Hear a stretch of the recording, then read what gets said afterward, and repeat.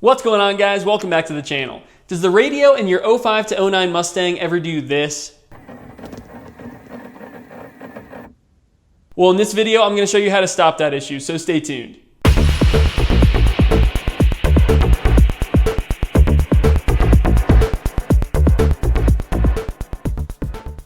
As you guys can see, I have the battery charger on this thing. After just letting it sit for a few days, this thing already died, mostly because of this issue. The radio will just sit there trying to eject CDs over and over, and it kills the battery. And for me, I mostly just use the aux in this car. I never use CDs at all because, let's be honest guys, who still uses CDs anymore? So in this video, what I plan to do is I'm going to remove the radio, I'm going to take it apart, and I'm actually going to remove the CD reading mechanism because it can't try to eject CDs if there's nothing in there. And this will still allow me to use the radio function, the aux function, and then the clock, which are the most important parts of this. The shaker systems in these cars are notorious for this failure, so if you do want to replace the radio, you can do that, but it's just a matter of time before it fails again. So I just want to delete this, that way I never have to deal with it again. And again, because this is a budget build, I'm not super worried about tearing this radio apart. So without further ado, let's dive into it. All right, so the first thing we're going to do is we're going to pop this out. And next we're going to remove our shift knob here.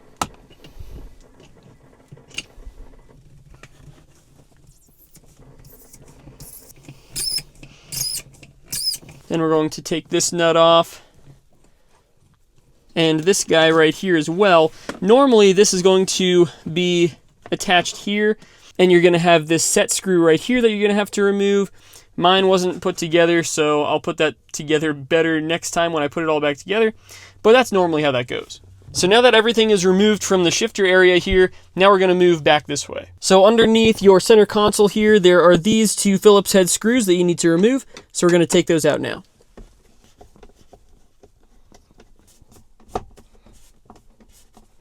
So the next thing that we're going to do is we're going to take the center console out. So the first thing that you want to do is you want to pull up your emergency brake all the way as far as it can go.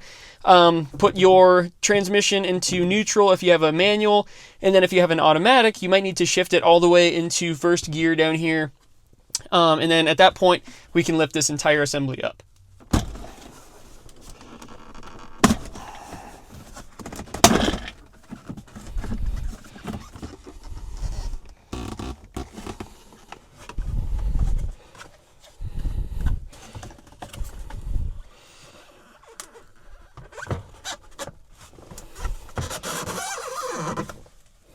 So there you go, it comes out just like that. Okay, so the next thing that you want to do is remove these two side panels. So basically with these, you just pop them forward like that, and they just pop off like that. Super easy. You just pull them forward and put them to the side. So the next step is to remove these 6 7mm bolts that go all around the bezel here. So we'll be able to remove the bezel, and then we'll be able to access the stereo.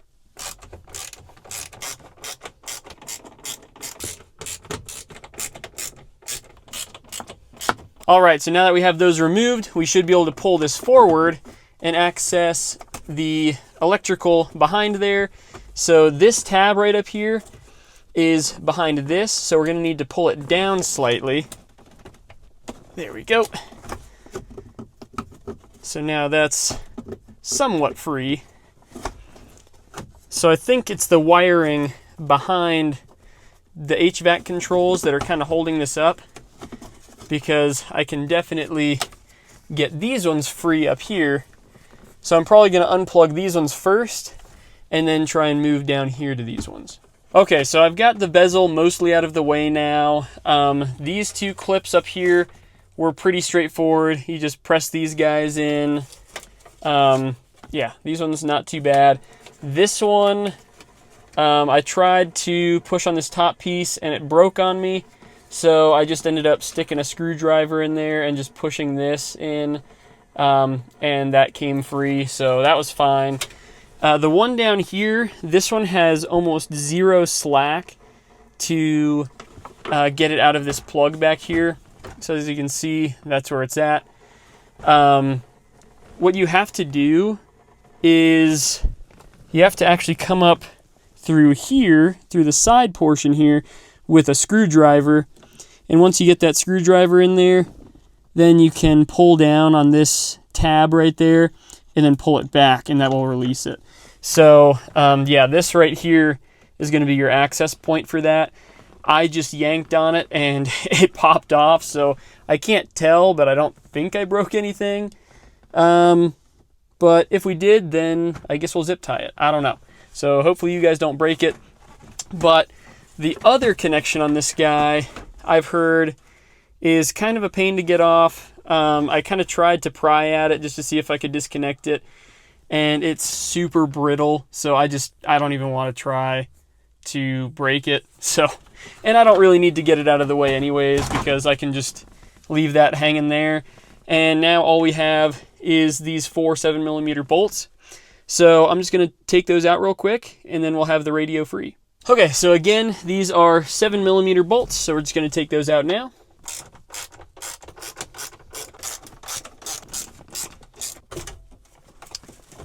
All right, she's free. So behind this, there are 4 different cords. So all of them are just basically connectors like these. You just have the push downs that you just push down, pull out. And then there is one antenna wire. It's like an orange wire that you're just going to pull out. That one doesn't have anything that's like holding it in. So you just have to kind of pull this thing out as far as you can, and then kind of snake your hands back there. I can't really record this part because, again, this is, you know, pretty far back there, and I'm not going to be able to fit my phone and my hands back there.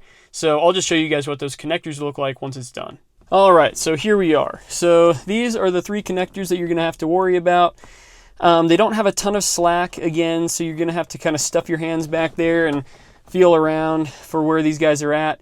As you guys can see, they are right here on the bottom. So there's 2 right here, 1 right here on the far driver's side. This one's probably the tightest one to get to, and it is, you know, pretty tight in there. So you just push that clip in at the top and pull out. This one, again, was a little bit tight in there. These ones kind of just popped right out. Once you pull, or once you push down on this clip here, they pop right out. And then right here is where that antenna wire goes. So this orange one here is your antenna wire.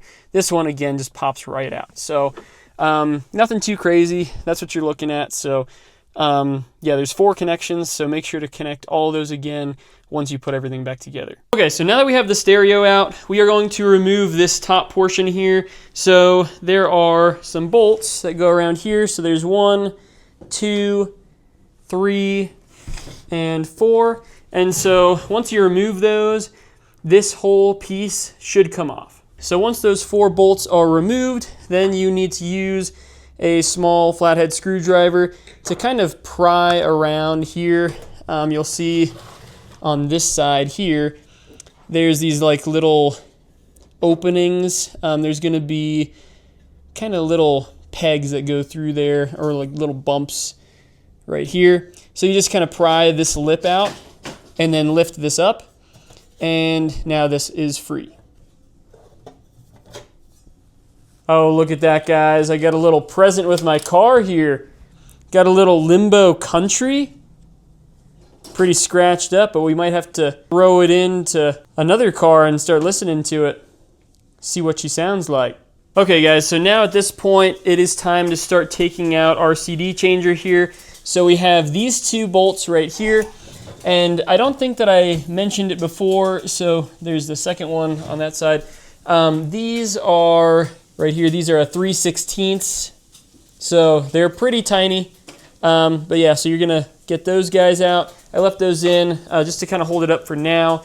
The other ones, I believe, are on the front side here. So what you need to do is you need to take out your 4 bolts for the faceplate. So I took out the 2 on this side already, and then I'm taking out these guys.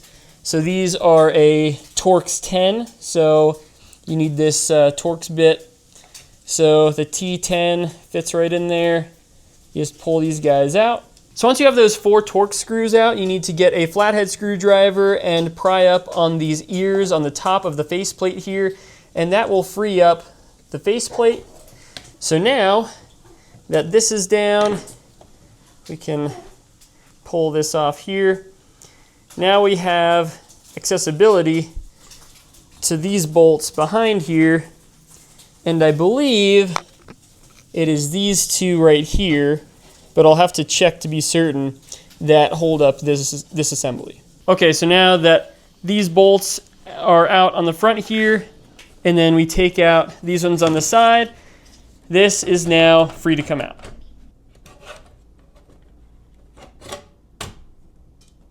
And as you guys can see, it just pulls right out of that connector there. So you just lift up on it and you're good to go. Okay, so now that we're putting it back together, you just want to put these bolts back in on the sides here.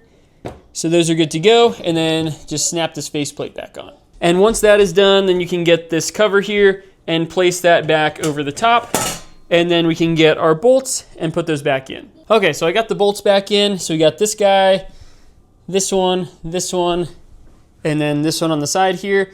So this cover's back on, so now let's put it back in the car. All right, well, this thing is much lighter now. I'm going to plug it back in, and then we're going to test it out and make sure everything works. There we go, guys. It seems to be working just fine. All of our buttons and everything works just fine, no problems.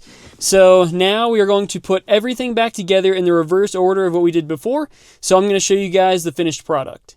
Well, there you have it, guys. It is all put back together now.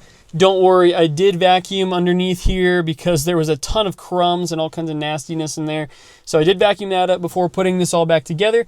But again, guys, this works great, and we're not getting any more of those errors where this thing is trying to eject CDs. So it's silent as a tomb in here, which is awesome.